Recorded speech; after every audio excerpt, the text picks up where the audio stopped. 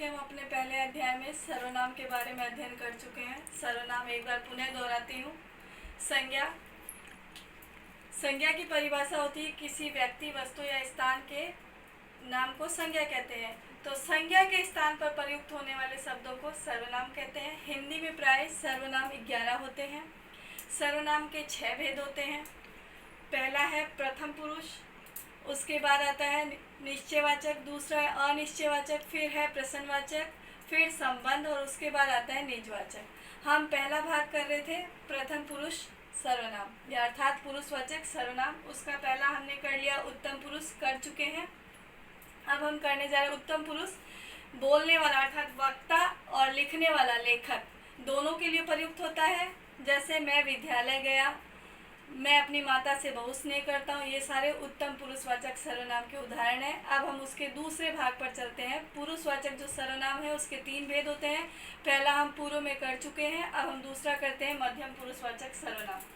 वक्ता अर्थात बोलने वाला, श्रोता अर्थात सुनने वाला, पाठक के लिए अर्थात पढ़ने वाले के लिए जिन सर्वनामों का प्रयोग होता है उसे मध्यम पुरुषवाचक सर्वनाम कहते हैं। पहचान हेतु किन किन शब्दों का प्रयोग में लिया जाता है? देखो, तू, तुम, तेरा, तेरी, तुम्हारा, आप, आपका, आपकी, अपने आदि, ऐसे शब्दों से हमें पहचान में आ जाएगा कि ये मध्यम पुरुषवाचक सर्वनाम है। एक बार सुने, वापस सुने। वक्ता अर्थात बोलने वाला, श्रोता अर्थात सुनने वाला, पाठक अर्थात पढ़ने वाला के लिए जिन सर्वनामों का प्रयोग होता है वह मध्यम पुरुषवाचक सर्वनाम कहलाता है। पहचान हेतु शब्द हैं तू, तुम, उन्हें, अपने, आपकी, तुम्हारा, मैं, ये सारे शब्द आते हैं मध्यम पुरुषवाचक सर्वनाम। इसके लिए एक उदाहरण है, आप सबके लिए पूजनीय है।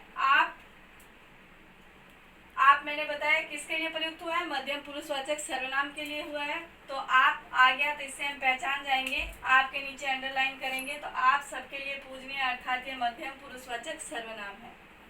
उसके बाद हम चलते हैं अन्य पुरुषवाचक सर्वनाम, जो पुरुषवाचक सर्वनाम का तीसरा भेद है। जिन सर्वनामों का प्रयोग वक्ता, श्रोता और लेखक अर्थात बोलने वाला, सुनने वाला और लिखने वाले के लिए नहीं होकर किसी अन्य के लिए प्रयोग किया जाता है वह होता है अन्य पुरुषवाचक सर्वनाम। जैसे इसकी पहचान हेतु कुछ शब्द हैं, यह, वह, वे, उसका, उसकी, इसे, इन्हें, उन्हें, उसको आदि। ये शब्द अगर होते हैं तो वह अन्य पुरुषवाचक सर्वनाम है।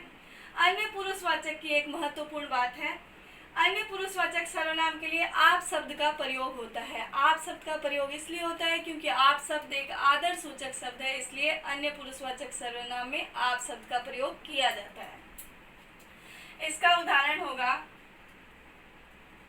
उसका मित्र बहुत सुंदर है। ये किसका उदाहरण है? अन्य पुरुषवाचक सर्वनाम का। एक बार पुनः दोहरा देती हूँ, ध्यानपूर्वक सुने। मध्यम पुरुषवाचक सर्वनाम वक्ता, श्रोता, पाठक के लिए जिन सर्वनामों का प्रयोग होता है, वक्ता अर्थात सुनने वाला, वक्ता अर्थात बोलने वाला, श्रोता अर्थात सुनने वाला, पाठक यानी पढ़ने वाला के लिए जिन सर्वनामों का प्रयोग होता है वह होता है मध्यम पुरुषवाचक सर्वनाम। इसकी पहचान हेतु तू, तुम, तेरा, तेरी, तुम्हारा, आप, आपका, आपकी, अपनी, अपने आदि शब्द होता है। उदाहरण है, आप सबके लिए पूजनीय है। वैसे इसमें से एक शब्द लेके बना देती हूँ, तुम मेरा कार्य करो। यह कौन सा है? मध्यम पुरुषवाचक सर्वनाम का उदाहरण है। तेरी बहन बहुत सुंदर है, यह भी मध्यम पुरुषवाचक सर्वनाम का उदाहरण है। आप हम सब के लिए आदरणीय, ये भी मध्यम पुरुषवाचक सर्वनाम का उदाहरण है। अब हम चलते हैं अगले सर्वनाम अर्थात अन्य पुरुषवाचक, जो पुरुषवाचक सर्वनाम का भेद है तीसरा।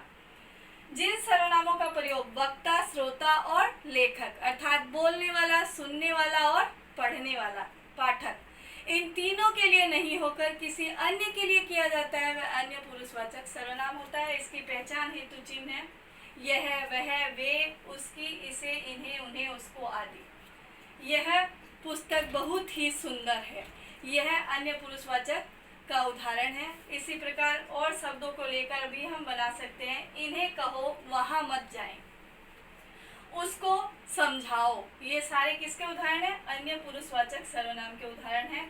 मुझे लगता है आपको पुरुषवाचक सर्वनाम के तीनों भेद आसानी से समझ आ गए होंगे। अब हम अगला सर्वनाम के अगला भाग का अध्ययन करेंगे अगले वीडियो में। धन्यवाद।